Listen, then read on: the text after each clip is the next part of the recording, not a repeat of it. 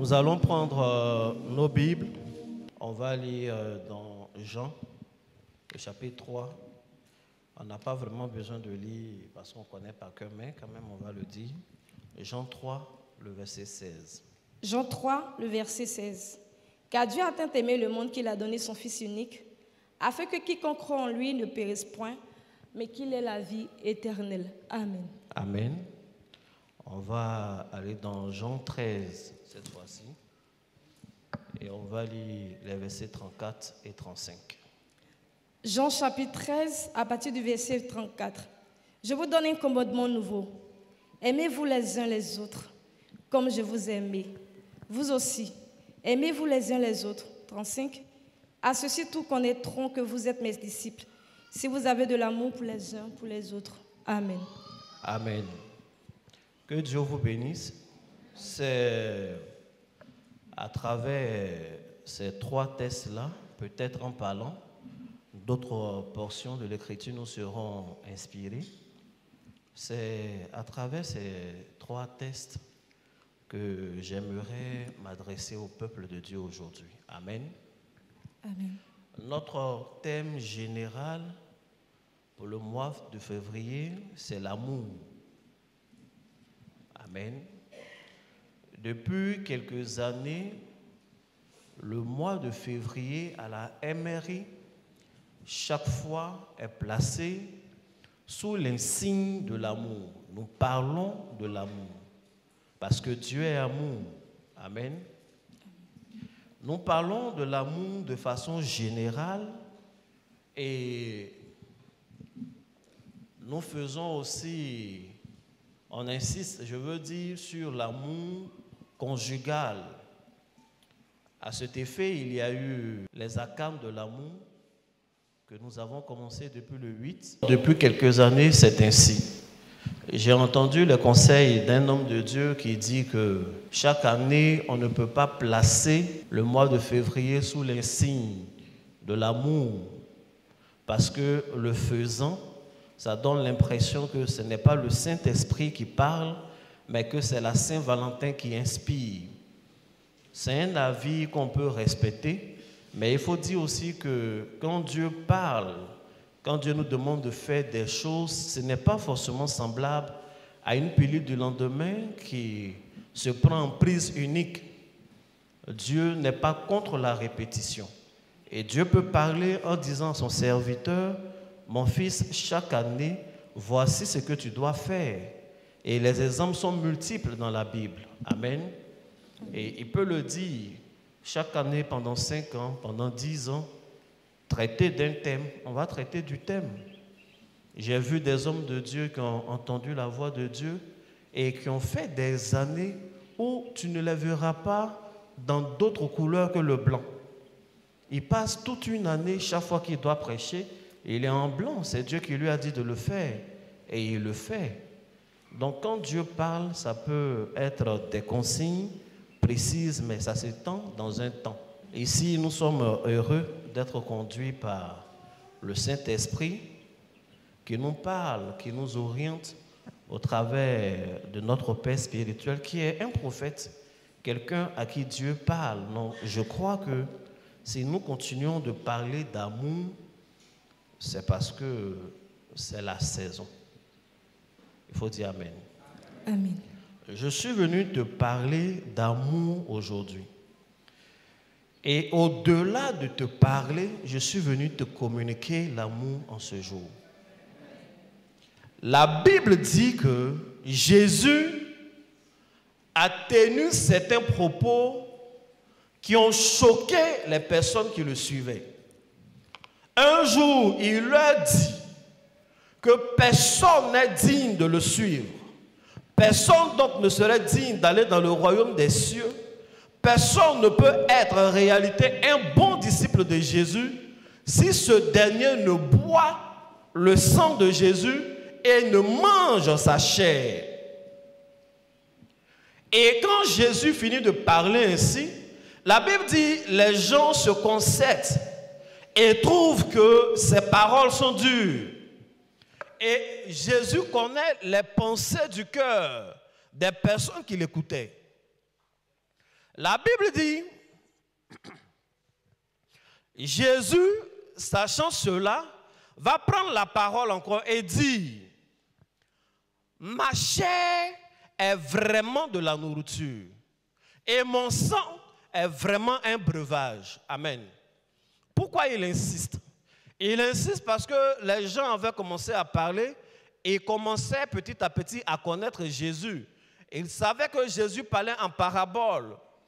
Certains étaient déjà découragés et d'autres disaient non, s'il parle ainsi, certainement que c'est une image. Sûrement que c'est encore l'un de ses proverbes, l'une des paraboles.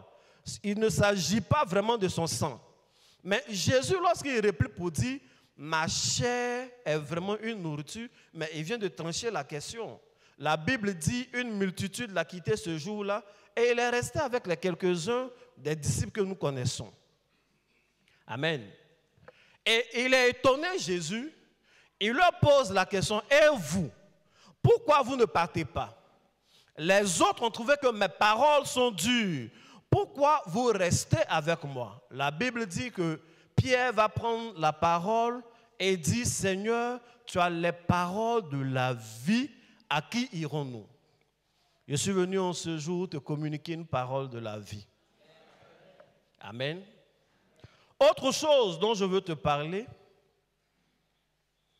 pour que tu comprennes le contexte dans lequel je te parle, c'est Jésus lui-même qui prend la parole un jour et il dit que ses paroles à lui sont esprit et vie. Quand Jésus parle, sa parole n'est pas comme la parole d'un philosophe.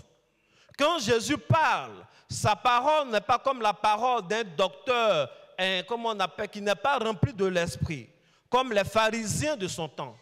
Quand Jésus parle, ses paroles sont esprit et vie. Ça veut dire lorsqu'il aborde un sujet, il y a l'esprit du sujet et il y a la vie du sujet. Je suis venu dire à une personne en ce jour, la prédication que tu es en train d'entendre, les paroles que tu es en train d'entendre sont esprit et vie. Quelqu'un n'a pas bien compris. Je suis en train de te dire que si je te parle de prospérité, non seulement je t'impose l'esprit de prospérité et tu auras pour conséquence une vie de prospérité. Si je te parle de santé, je te donne une vie de santé et un esprit de santé. Si je te parle d'amour, non seulement on parle d'amour, mais il y a un esprit d'amour qui va grandir dans ton cœur, changer ton atmosphère et tu vas vivre une vie d'amour. Au nom de Jésus. Le monde dans lequel nous sommes, la Bible même dit que Dieu est amour. Et si nous ne pouvons pas vivre en dehors de Dieu, nous devons savoir que nous ne pouvons pas vivre en dehors de l'amour. Un homme qui n'est pas aimé est un homme qui ne peut pas être heureux. Que ce soit dans le foyer ou dans toute forme de vie, lorsque tu manques d'amour, ta vie est difficile. Il y a un esprit que souvent on chasse en délivrance. Et il y a un démon dont les gens parlent, l'esprit de rejet. Mais l'esprit de rejet n'est rien d'autre que le manque d'amour manifesté. Il faut dire Amen. Amen. Il faut dire Amen. Amen. On dirait que tu n'aimes pas trop l'amour. Une femme qui ne se sent pas aimée dans un foyer ne peut pas être heureuse. Un homme qui ne se sent pas aimé dans un foyer ne peut pas être heureux. Si tu ne te sens pas aimé, et si cela est avéré dans un service, tu es dans un lieu, le patron ne t'aime pas, tes collègues ne t'aiment pas, les supérieurs ne t'aiment pas, ceux qui sont sous toi ne t'aiment pas, tu ne peux pas t'épanouir. Il faut dire Amen. Amen. On a tous besoin d'amour. Il y a des personnes qui diront, j'ai uniquement besoin de l'amour de Dieu me suffit. C'est vrai, ça suffit. Mais il faut que l'amour de Dieu soit manifesté au travers des hommes. Je suis venu en ce jour proclamer que le ciel est ouvert sur ta vie. Au nom de Jésus. tu as reçu beaucoup de choses de la part de Dieu. Peut-être tu as reçu la prospérité. Peut-être tu as reçu les dons spirituels, la vision. Peut-être tu as reçu des biens. Mais je suis venu te dire que le Seigneur est venu imposer à ta vie l'amour en ce jour. Je suis venu proclamer la disparition de toute forme de rejet sur ta vie au nom de Jésus. Je ne sais pas la source, les origines. Ce pourquoi tu n'es pas aimé là où tu pars. Ce n'est pas toujours que c'est la persécution, mais c'est un manque d'amour. C'est le manque de cette forme d'onction-là. Mais pendant que je suis en train de parler, Dieu ouvre le ciel et de nouvelles coudées d'amour s'attachent à ta vie au nom de Jésus. Au nom de Jésus. La Bible dit que le jour où David a vu Jonathan, il y a un sentiment qui est entré dans le cœur de Jonathan. Jonathan a tressailli de sentiments nouveaux. C'est comme si son âme s'était attachée à l'âme de David. C'est de cet amour-là que je parle. Je suis en train de parler de Jonathan. Jonathan est le fils aîné de l'ennemi de David. Sans l'amour que Jonathan avait pour David, David serait mort, même avec l'onction sur sa vie. Jamais il ne serait devenu roi. Et il a fallu qu'il soit sauvé. Il a fallu qu'il ait des informations de la part des enfants même de Saül. Je suis en train de dire à une personne, tu as besoin des gens qui t'aiment dans tous les milieux. Tu as besoin des gens qui vont prendre la défense de ta cause dans tous les milieux. Tu as besoin qu'au milieu de tes ennemis, il y ait des personnes quand même qui aient de l'affection pour toi. Tu as besoin que dans ton travail, il y ait des personnes qui ont de l'affection pour toi. Tu as besoin que dans ta belle famille, il y ait des personnes qui ont de l'affection pour toi. Tu ne peux pas être seul, tu ne peux pas être détesté de tout. Jésus était la personne la plus contestée, mais Jésus avait quand même des personnes qui l'aimaient. Tu dis pas bien amen? Amen. Si Jésus a pu remplir sa mission, s'il n'est pas resté sur la croix et qu'il n'a pas vu sa chair dévorée par des corbeaux, s'il n'est pas resté sur la croix et il n'a pas vu son corps être démembré par je ne sais qui, c'est parce qu'il y avait un homme qui au départ était du camp de ses ennemis. Je suis en train de parler de Nicodème. Je suis en train de parler de, comment il s'appelle? Joseph. Il y avait un homme qui ne le suivait pas partout, comme les 12 disciples. On n'entendait pas parler de lui, mais il avait de l'amour pour Jésus. Il avait de la considération pour Jésus. Et il savait qu'il prenait un risque d'aller voir le roi et dire, c'est vrai que les sacrificateurs l'ont condamné, mais je veux que tu me donnes son corps. Ce jour-là, Jean n'a pas pris le corps. On ne voyait même pas Pierre. Barthélemy n'a pas pris le corps. André, on ne sait pas où il était passé, mais il a fallu qu'il y ait une autre personne ailleurs qui avait de l'amour pour Jésus et allait prendre son corps.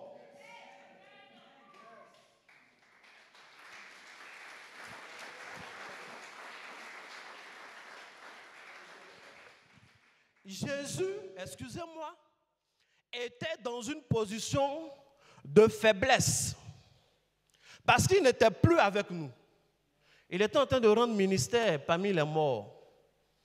La Bible dit que quand il est mort, il est allé dans les régions inférieures de la terre pour annoncer la bonne nouvelle aux Moïse et autres là. Les gens qui étaient morts depuis.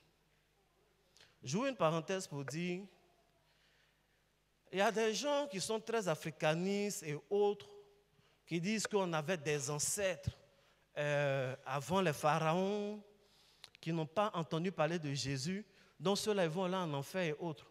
Mon frère, ce n'est pas trop ton problème. Ça ne te regarde pas. Il faut penser à ton salut à toi. Parce que ces ancêtres qu'on n'a pas connus, la Bible dit que quand Jésus est mort, il allait annoncer la bonne nouvelle aux morts. Peut-être que ton ancêtre là même a accepté Jésus là-bas, tu ne sais pas.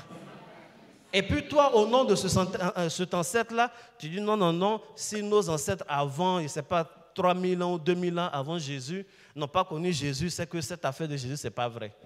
Peut-être qu'il s'est converti quand Jésus était mort et qu'il parlait aux morts. Peut-être même qu'il fait partie de ceux qui sont ressuscités et qui sont rentrés dans la vie. Tu n'en sais rien. Pourquoi ne pas penser à ton âme? Pourquoi ne pas accepter l'amour que Jésus t'offre lui-même? Tu ne dis pas bien amen. Amen. Tu ne dis pas bien amen. Amen. La Bible dit Car Dieu a tant aimé le monde qu'il a donné son Fils unique, afin que quiconque croit en lui ne périsse pas, mais qu'il ait la vie éternelle. C'est un verset qu'on a beaucoup expliqué, ce que je vais dire, je sais que tu as déjà entendu. Mais l'une des conséquences de l'amour, c'est le don. Quand on aime, on donne. Donc si tu aimes Dieu, tu vas donner à Dieu, ça tu sais. Mais si tu es dans un milieu où il y a une onction d'amour sur toi, on va te donner. En fait, tu n'as pas de promotion parce qu'on ne t'aime pas vraiment. On n'aime pas ton travail, on n'aime pas ta personne. Il y a des choses qu'on ne te donne pas jusque-là parce qu'il y a un genre d'amour qui te manque. Quand Dieu a tant aimé le monde qu'il a donné son Fils unique, je veux dire, lorsque Dieu était en train de donner son Fils unique, aucun d'entre nous ne méritait la mort de Jésus. Ce n'est pas comme si on avait le meilleur comportement. On n'avait absolument rien fait. On n'avait même pas entendu parler de l'amour de Jésus. On n'avait rien accompli. On n'était pas juste. Mais à cause seulement de son amour pour l'humanité, il a donné son Fils unique. Je veux dire à quelqu'un, c'est une bonne chose d'être compétent. C'est une bonne chose de maîtriser ton travail. Mais cela n'est pas suffisant pour que tu aies une promotion. Cela n'est pas suffisant pour que tu aies une augmentation salariale. Il te faut la manifestation prophétique de l'amour de Dieu. Si l'amour de Dieu se pose sur ta vie et active l'amour dans le cœur des personnes qui sont placées au-dessus de toi, il n'y a absolument aucune raison qu'on te refuse, qu'on refuse de te donner des choses. Amen. Et il y a quelqu'un qui est là qui n'est intéressé par rien. En fait, tu ne veux pas qu'on te donne quelque chose. Donc bon, amen. Alléluia. Amen. Et il y a quelqu'un qui est là qui n'est pas encore conscient, peut-être, qui ne réalise pas que les ossements qu'il attend, ce pourquoi il parle à Dieu depuis longtemps, est dans les mains d'un homme, d'un humain, comme toi. Et il y a quelqu'un qui n'a pas encore réalisé que les ossements, ce pourquoi tu jeûnes, ce pourquoi tu fais plein d'offrandes, en fait, est au bout du stylo de quelqu'un qui va faire du gribouillis, un truc comme ça, une signature, et puis c'est fini. Et il y a quelqu'un qui n'a pas encore réalisé que ce pourquoi il jeûne, ce pourquoi il prie, tient simplement à un geste. Quelqu'un qui prend un cachet là et qui met le cachet, et c'est fini, tu es exaucé. Il y a quelqu'un qui n'a pas encore réalisé que ce pourquoi il prie depuis longtemps, en fait, dépend d'un homme qui va faire sortir son calendrier un jour et choisir une date, un samedi, quelque chose de ce genre. Quelqu'un n'a pas dit Amen. Amen. En général, les samedis ici, c'est jour de mariage. Amen. Amen. Donc, nous attendons tout de Dieu et nous n'avons pas tort. Mais nous avons besoin d'activer cette forme d'amour-là. Il faut dire Amen. Amen. Est-ce que je peux parler dans la vie d'un enfant de Dieu? Est-ce que je peux prophétiser quelque chose dans ta vie? Est-ce que je peux te dire une parole qui est esprit et vie? Est-ce que je peux te dire quelque chose qui va t'arriver? Au nom de Jésus.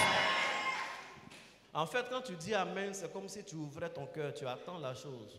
Tu attends que je dise. Amen. Tu attends que je dise. Est-ce que vous savez qu'il y a des amours qui sont des amours surprises? En fait, le gars, il pose un acte d'amour, mais il ne sait pas pourquoi il l'a fait. Si aujourd'hui on demande à Jonathan, qui a grandi au palais, un homme cultivé bien, pourquoi il est tombé amoureux de David, ça sera compliqué pour lui d'expliquer. Amen. Amen. Le truc, c'est quoi? Saül avait des raisons de détester David. Amen. Mais la personne qui avait plus de raisons pour détester David, mais c'est Jonathan. Parce que ce que David, comment on appelle, était la prophétie de David, c'était l'héritage de Jonathan. Lui, Saül, ce n'était pas son problème, il était devenu roi. Il a régné pendant 40 ans. C'est déjà quelque chose. Il a connu la royauté, il a connu les avantages de la royauté. Donc quand il se bat, quand il combat pour l'héritage de Jonathan. Donc le premier qui devait chercher à tuer David, normalement c'est Jonathan, c'est ton héritage. Mais il y a quelque chose de surnaturel qui est venu se poser sur la vie de Jonathan pour l'obliger à aimer David. Il y a quelque chose de surnaturel qui est entré dans le cœur de Jonathan pour l'obliger à être du côté de celui qui allait prendre son héritage. Mais ce n'est pas normal. Ce n'est pas un amour naturel. C'est le même genre d'amour qui était sur la vie de Marie. Le jour où Marie est rentrée en présence de Marthe, sa sœur. Amen. Ce n'est pas Marthe. Élisabeth, sa sœur. La Bible dit que l'enfant dans son ventre a tressailli. C'est exactement la même chose qui s'est passée lorsque Jonathan a vu David. Amen. Amen. L'enfant a tressailli. Les deux ont célébré Dieu. C'est exactement la même scène qui s'est passée le jour où Jésus est venu aux eaux pour se faire baptiser.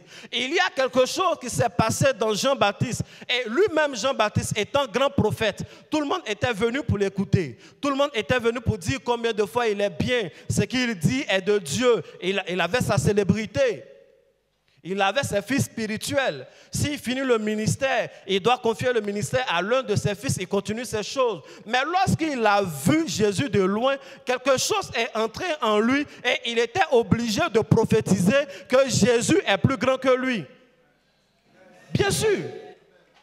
Il n'a pas fait exprès. Parce que s'il avait fait exprès, lorsqu'il était en prison, il n'allait pas envoyer ses disciples pour aller demander est-ce que le gars là c'est vraiment lui le Messie. Donc ça s'est imposé à lui et sa bouche a parlé. Donc tous les yeux étaient sur Jean-Baptiste, mais Jean-Baptiste était obligé de ramener tous les yeux sur la personne de Jésus parce qu'il se souvient de façon surnaturelle que la première rencontre avec Jésus, quelque chose s'est passé dans le ventre de sa mère et il a tressailli. Et il y a un esprit, comme dans le cas de David et Jonathan. Et il y a un esprit de Dieu. Et il y a un ange de Dieu. Et il y a l'une des mains de Dieu. Et il y a une puissance de Dieu qui accompagne les enfants de Dieu, qui fait que lorsque tu es en contact avec quelqu'un, il y a quelque chose qui se manifeste dans son cœur. Il tressaillit et il prend des décisions qui te sont favorables. Son âme s'attache à toi de façon inexplicable. Quelqu'un ne dit pas bien amen. Amen. Et ça ne trie pas. Ça peut tomber sur un ami, mais il préfère même des gens qui ne nous aiment pas. Il préfère des ennemis, des gens qui ont fait des réunions derrière nous. Ils parlent, ils disent des choses. Mais lorsque tu te présentes finalement, il prend de bonnes décisions. Je suis en train de parler de quelqu'un qui va recevoir cet esprit-là. Au nom de Jésus. Je ne sais pas ce qu'ils ont décidé en conseil d'administration. Je ne sais pas ce qu'ils ont décidé lorsqu'ils faisaient leur réunion. Mais je suis en train de te déclarer, parce que l'esprit d'amour de Dieu est avec toi. Partout où tu iras, de bonnes décisions seront prises en ta faveur. Je suis en train de dire à une personne que Dieu va créer quelque chose dans le cœur de tes adversaires. Dieu va créer quelque chose dans le cœur de tes supérieurs et des décisions qui te seront favorables sont en train d'être prises. Je suis en train de dire à une personne, cet esprit-là va saisir la main de quelqu'un et le cachet que tu attendais depuis longtemps, tu vas le recevoir. Je dis à une personne, tu auras des signatures favorables. Au nom de Jésus. Est-ce que je parle à quelqu'un? Amen. Est-ce que je parle à quelqu'un? Amen. Je suis en train de parler de la faveur des hommes. Je suis en train de parler de la faveur des hommes, de l'amour des hommes. L'amour des hommes est important. Mais l'amour des hommes est important. L'amour de Dieu est inconditionnel. Il t'aime déjà. Mais les hommes, est-ce que les gens t'aiment? Quand un prophète ne t'aime pas, c'est difficile pour lui de prophétiser de bonnes choses sur toi. Redis Amen. Amen. Quand un enfant de Dieu simple même ne t'aime pas, c'est difficile pour lui de faire de bons rêves sur toi.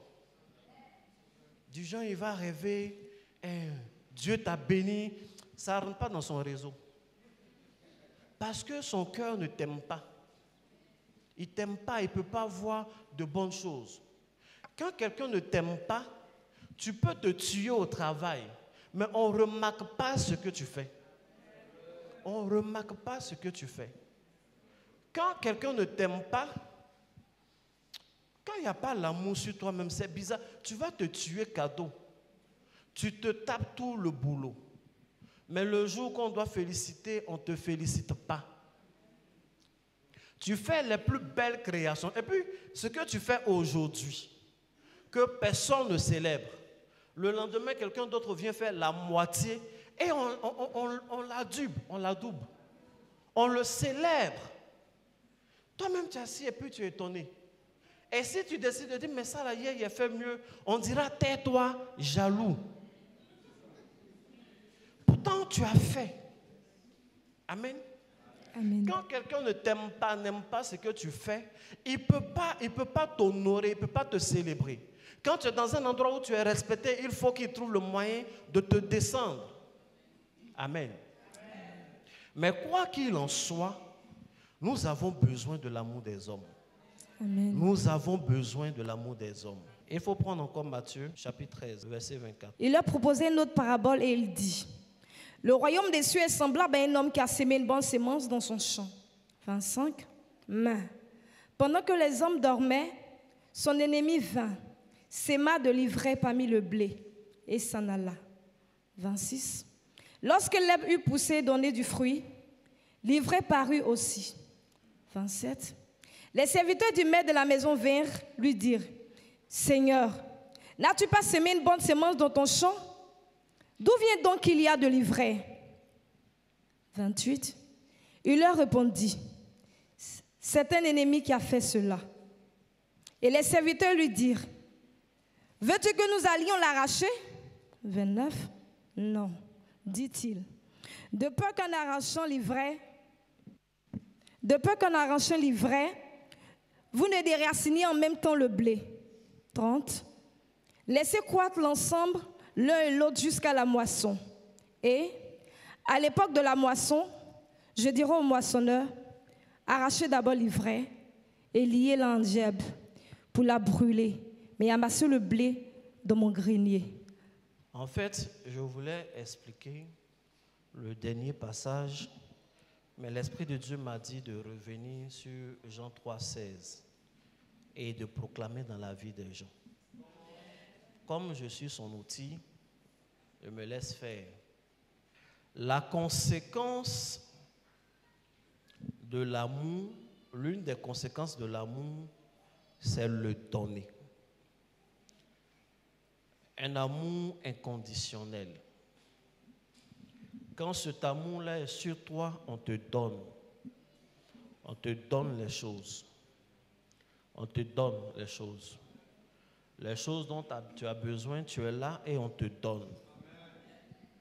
Tu as besoin d'un poste, on te donne. Tu as besoin d'un terrain pour servir Dieu, on te donne. Amen. Tu as besoin d'une salle pour célébrer Dieu, on te donne. Amen. Tu as besoin d'argent pour ton projet, on te donne. Amen. Vous savez, il y a des gens souvent qui remplissent toutes les conditions et demandent le visa et puis on ne leur donne pas. On ne te donne pas. Il y a quelque chose, il y a une forme de rejet qui fait ça. Il y a des gens qui remplissent les conditions, qui vont à la banque pour demander un prêt, qu'ils vont rembourser avec intérêt. Mais la banque ne leur donne pas. On les fait tourner, je parle sous le contrôle d'un banquier, on les fait tourner, manger. Souvent, quand le dossier passe de la main d'un des banquiers, d'un gestionnaire, à une autre main, en fait, le second gestionnaire est étonné de voir pourquoi le premier n'a pas, fait valider le dossier. Ce n'est pas toujours que c'est un manque de compétences ou des choses de ce genre, non. Mais c'est parce qu'il y a quelque chose sur toi qui fait que c'est bizarre. Souvent, tu vas à l'entretien d'embauche et puis tu tombes sur quelqu'un qui n'aime pas ta tête. Il n'aime pas ta tête parce que tu lui rappelles des choses qu'il n'aime pas. Mais pourquoi il faut que chaque fois, toi, tu tombes sur des gens avec qui il y a des souvenirs conflictuels? Ce n'est pas normal. Il faut que cela cesse dans ta vie au nom de Jésus. Au nom de Jésus. Je suis venu déclarer dans ta vie que le ciel est ouvert. Amen. Les choses ne seront plus jamais les mêmes. Au nom de Jésus. Les choses ne seront plus jamais les mêmes. Au nom de Jésus. Les choses ne seront plus jamais les mêmes. Au nom de Jésus. Je ne sais pas ce dont tu as besoin. Mais pendant que je suis en train de parler, le Seigneur ouvre mes yeux et je vois une vision. Dans la vision, je vois tout un peuple, des personnes qui ont dans les mains des documents. Je vois des personnes qui ont dans des mains comme des cadeaux emballés. Et le Seigneur me dit de te dire que maintenant même son amour est en train de s'activer dans des cœurs. Les choses dont tu as besoin et qui étaient à la portée d'autres personnes, les gens viennent à toi et te donnent ces choses. Je suis en train de déclarer dans la vie d'une personne que la promotion que tu attendais, on te donne la chose au nom de Jésus. Je parle dans la vie d'un jeune, dans la vie d'une personne, que la caution que tu attendais, on te donne la chose au nom de Jésus. Parce que l'amour de Dieu est sur toi. Parce que l'amour de Dieu est sur toi. De même que Dieu n'a pas hésité à donner la vie de Jésus, on n'hésite plus à te donner la bénédiction au nom de Jésus. Je suis en train de parler à une personne. On te donne ton document signé au nom de Jésus. Je suis en train de parler à une personne. On te donne les meilleurs contrats au nom de Jésus. Au nom de Jésus. Fini les petits contrats qui étaient fatigants. Tu n'avais même pas de marge de bénéfice. Je déclare maintenant même qu'on te donne de bonnes choses. On te donne de bonnes choses. On te donne de bonnes choses. Amen. On te donne du matériel et Amen. on te donne le respect. On te Amen. donne du matériel et Amen. on te donne l'honneur. On te donne le matériel. On te donne des choses qui ont de la valeur. Je suis en train de te dire, on te donne de bons terrains. Je suis en train de te dire, on te donne un bon véhicule. Je suis en train de te dire, on te donne un bon poste. Je suis en train de te dire, on te donne les meilleures choses. Au nom puissant de Jésus. Au nom de Jésus. Je déclare dans la vie d'une personne, tu ne seras plus assis au bord. On te donne une bonne place au nom de Jésus. On te donne un bon bureau au nom de Jésus. On te donne une bonne chose, quelque chose qui a de la valeur au nom de Jésus. Je ne sais pas ce que tu attends, mais je veux que toi-même tu penses à la chose. Je ne connais pas sa valeur ni sa nature, mais ce que je sais, c'est qu'on te donne la chose au nom puissant de Jésus. Au nom de Jésus. On te donne la chose au nom puissant de Jésus. Au nom de Jésus. Que Dieu te bénisse. Amen. Que Dieu te bénisse. Tu peux t'asseoir.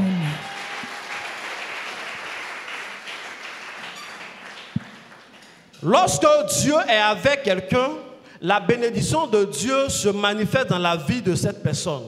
Et Jésus a dit, pour reconnaître mes disciples, vous verrez qu'il y a l'amour avec eux. Quand vous les verrez s'aimer les uns les autres, c'est alors que vous allez reconnaître mes disciples. Tu n'as pas dit Amen. Amen. C'est alors qu'on va reconnaître mes disciples. Donc ceux qui sont de Jésus sont des gens qui aiment et qui sont aimés. Donc à qui on donne et qui peuvent donner facilement. Amen.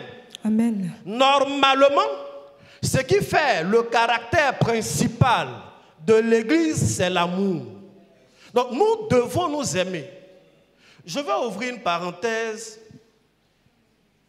pour prier. C'est mieux. Que Dieu mette l'amour dans le cœur de l'Église. Au nom de Jésus. Que Dieu mette son amour dans le cœur de l'Église. Au nom de Jésus. Hier, j'étais en train de prier et le Seigneur m'a parlé.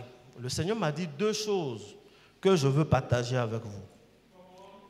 Deux choses que je veux partager avec vous. Il faut dire Amen. Amen. La première chose, c'est que j'ai entendu la voix du Saint-Esprit me dire, les hommes aujourd'hui pensent qu'ils sont plus sages que Jésus. En fait, nous pensons que nous sommes plus intelligents que Jésus. Et que Jésus n'est pas radical. Jésus n'est pas bien. Jésus s'est compromis. C'est ce qu'on est en train de dire à Jésus. Je vous explique. La Bible nous dit un jour, des disciples sont venus voir Jésus. Et lui ont dit, il y a quelqu'un d'autre qui n'est pas avec nous, mais qui est en train de baptiser les gens. Donne-nous l'autorisation d'aller empêcher ce dernier-là de faire ce qu'il fait parce qu'il n'est pas dans notre réseau. Il ne fait pas partie de notre association pastorale. Mais lui aussi baptise et des gens le suivent. Il faut nous donner le pouvoir d'aller et d'arrêter ce qu'il fait. Jésus leur a dit, laissez-le tranquille. Qu'il fasse ce qu'il a à faire. Parce qu'un homme ne peut pas prêcher mon nom, parler de moi et immédiatement se retourner contre moi. Laissez-le faire ce qu'il a à faire. Il faut dire Amen. Mais aujourd'hui, nous prenons pour des gens plus sages que Jésus, on veut empêcher d'autres personnes de prêcher parce qu'ils ne prêchent pas la même chose que nous. C'est le manque d'amour. On veut que ceux qui ne sont pas avec nous, que leur bouche soit fermée. Et c'est un problème. La Bible dit, il faut dire Amen. Amen. Jésus qui parle dans ce passage-là, il dit, un homme a allé s'aimer son blé. La nuit, pendant qu'il dormait, quelqu'un d'autre est venu s'aimer l'ivraie. Je veux déjà dire à des gens qui aiment critiquer l'ivraie, que s'il y a beaucoup d'ivraie aujourd'hui, c'est parce que vous avez dormi. Mais oui, c'est la nuit, pendant que vous dormiez là, c'est comme ça que l'ennemi est venu s'aimer l'ivraie. Donc il faut t'en prendre à toi-même. Et la Bible dit, les gens sont venus voir les serviteurs et lui ont dit, qu'est-ce qu'on fait? On pense qu'il y a de l'ivraie. Est-ce qu'on peut arracher l'ivraie? Jésus leur dit, non, ce n'est pas la bonne méthode. Parce que si vous décidez d'arracher l'ivraie, en arrachant l'ivraie, vous allez déraciner le bon blé également. Et on va perdre toute la moisson, c'est risqué. Moi, j'aime bien ce qui est vrai. De toutes les façons, laissons croître.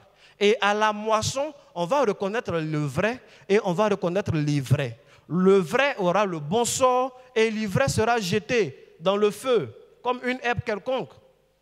Mais aujourd'hui, les gens considèrent qu'ils sont plus intelligents que Jésus. Ils regardent le champ et ils disent, il y a de l'ivraie dans le champ, je suis d'accord.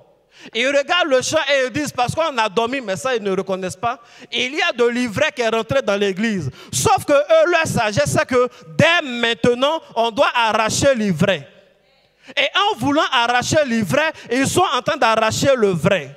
En voulant critiquer l'ivraie, ils sont en train de frustrer le vrai. Et aujourd'hui, l'un des péchés les plus commis dans le corps de Christ, c'est le blasphème contre le Saint-Esprit. Pourquoi? Parce que les gens attribuent au diable ce qu'eux-mêmes ils ne font pas.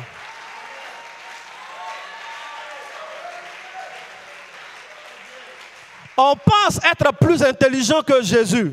Oui, mais ce n'est même pas une actualité nouvelle de dire qu'il y a beaucoup de faux prophètes. Jésus nous avait prévenu qu'il allait avoir beaucoup de faux prophètes. Mais quand vous prenez les caractéristiques de faux prophètes et les caractéristiques de prophètes que vous mettez tous dans la même somme, je suis en train de dire que vous êtes en train d'insulter l'intelligence de Jésus. En voulant vous séparer de l'ivraie, vous êtes en train de détruire le vrai. Et sans vous mettre en cause que vous avez dormi.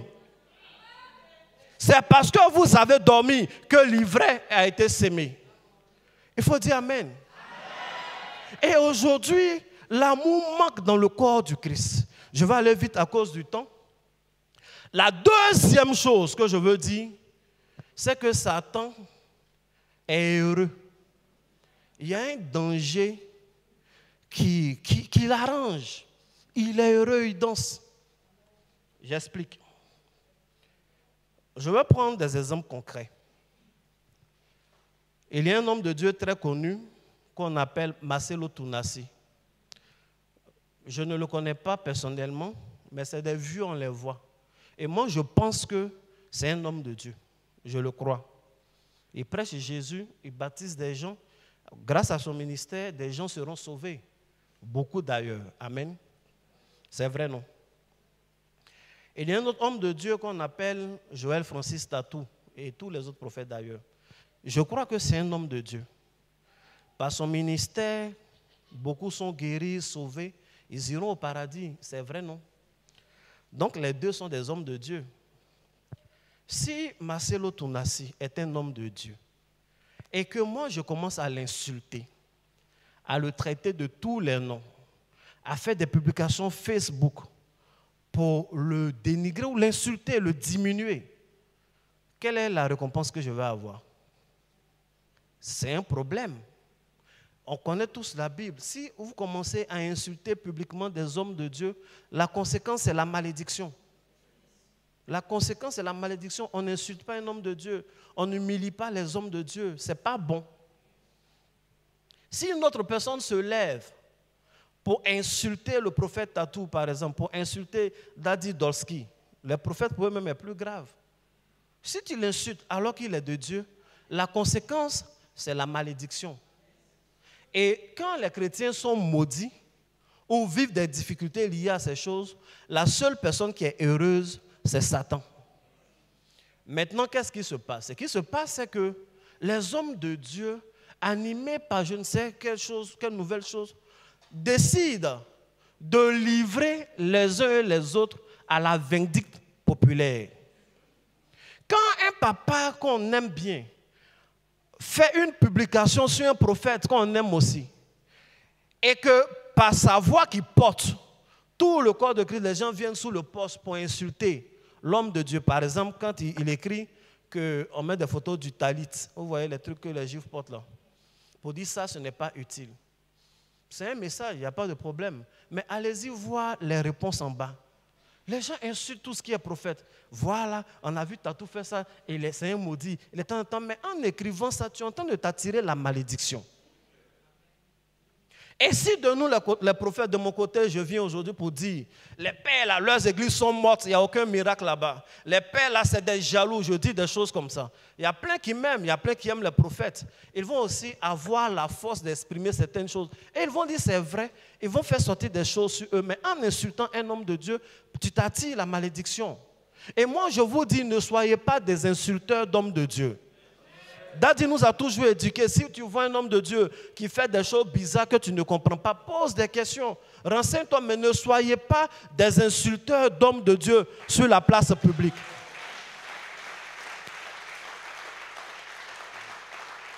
Et je parle aux vieux, on demande pardon, arrêtez de nous livrer à la vindicte populaire pour que les gens nous insultent. Ça n'arrange pas le peuple de Dieu. Nous sommes troublés. Les chrétiens sont troublés parce qu'ils ne savent plus qui écouter. Ils ont l'impression que Arafat et de Bordeaux sont ressuscités. De Bordeaux est toujours en vie. Et qu'il y a des clashs d'hommes de Dieu. Et ça leur donne l'autorisation de nous insulter. Les gens parlent des hommes de Dieu comme s'ils parlaient de Tesco et Lolo Beauté. Les hommes de Dieu sont devenus comme un tapis sur lequel on peut essuyer les pieds parce que des pères ont décidé de les exposer. On voit le manque de l'amour. Bon, peut-être que ce n'est pas utile de porter le talit. Mais est-ce que c'est utile de dire ça? Surtout qu'on connaît un peu votre histoire. On sait comment vous avez marché ensemble, comment vous avez fait des choses ensemble. Nous qui regardons de loin, qu'est-ce qu'on va se dire? On a un droit d'imaginer, est-ce que ce n'est pas parce qu'il est en train de faire un programme qui marche, qui fonctionne et qu'il faut le tacler? C'est bizarre. Et même quand les pères ne parlent pas, nos enfants spirituels vont vous insulter. Ce n'est pas bon. Parce que vos enfants spirituels nous insultent. Tant que ce n'est pas vous et qu'ils nous voient, ils nous insultent à cause de vous. Et ça fait l'affaire du diable. Ça attire la malédiction sur le corps de Christ. Et Satan est heureux, il danse avec la sirène des Oïzou. Et ils sont heureux de voir comment les chrétiens sont en train de s'entre-déchirer. Ils sont heureux de voir, d'autant plus que ça vient des vieux. Et quand ça vient des vieux, on n'a plus personne avec qui aller prendre conseil parce que le vieux même est engagé dans la guerre. Ce n'est pas une bonne chose. Il faut que si nous aimons le corps de Christ, on se lève dans la prière. Quelqu'un dira peut-être que je suis en train de prêcher pour ma chapelle. Je ne prêche pas pour ma chapelle. Je ne prêche pas pour ma chapelle parce que, ici en particulier, oui, je sais qu'on a souvent, peut-être quelquefois, porter, on appelle ça comment? On dit le ou là. On porte kippa et autres, mais c'est à des occasions exceptionnelles. Ce n'est pas, comme on appelle, notre truc de tous les jours. Mais si quelqu'un porte tous les jours, ça ne nous dit absolument rien. Du moment où ça ne peut pas conduire quelqu'un en enfer. Donc pourquoi parler de quelque chose qui ne conduit pas quelqu'un en enfer pour amener des gens à avoir des attitudes qui peuvent les conduire en enfer?